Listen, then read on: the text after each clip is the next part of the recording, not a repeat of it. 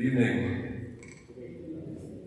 As Deacon said, my name is Brother Joseph, and I've been asked to share with you the story of my vocation. Now, of the 7 novices, I'm the oldest at 29, and so the story is pretty long. So I'm just going to share part of it. But in order to tell you how I ended up here today, I'm actually going to tell you how I almost didn't end up here today. So a little background.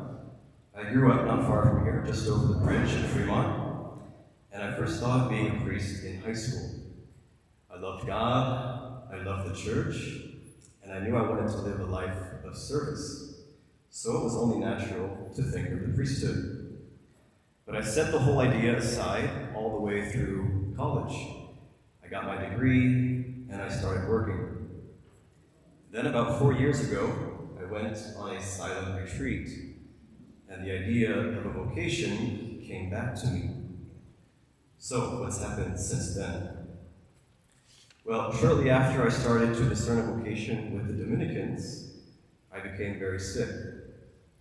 The doctors diagnosed me with a chronic illness called ulcerative colitis. You've probably seen commercials on TV for medication for this. It's a very unpleasant gastrointestinal disease affecting mainly the colon, and I'll spare you the graphic details and let you Google that later. So in the beginning, I lost a lot of weight and had no energy. As you can see, I'm not a very big guy. Now imagine me 30 pounds lighter. At my weakest, I could not even walk to the end of my block. And spiritually, I was a bit confused. Here I was doing what I thought God wanted me to do by joining the Dominicans, and I get sick. So sick that I almost needed a blood transfusion. I really wasn't sure if I could still be a Dominican. So I made a deal with God. I said, Lord, if you heal me, I will give you my life. If you heal me, you can have everything.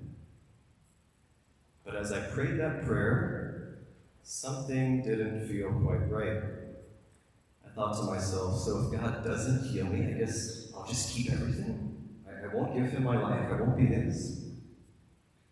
I realized that I am already his. He is the one who made me. He is the one who gave me life.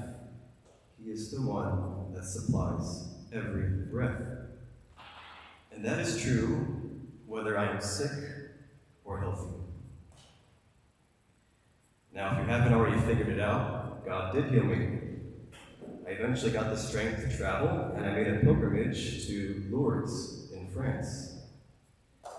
The same medical tests that the doctors used to diagnose me now show no sign of the illness. It was the miracle that I prayed for. And even though I'm no longer sick, I still have to depend on God for everything. In his letter to the Romans, St. Paul tells us that none of us lives for oneself, and no one dies for oneself. For if we live for the Lord.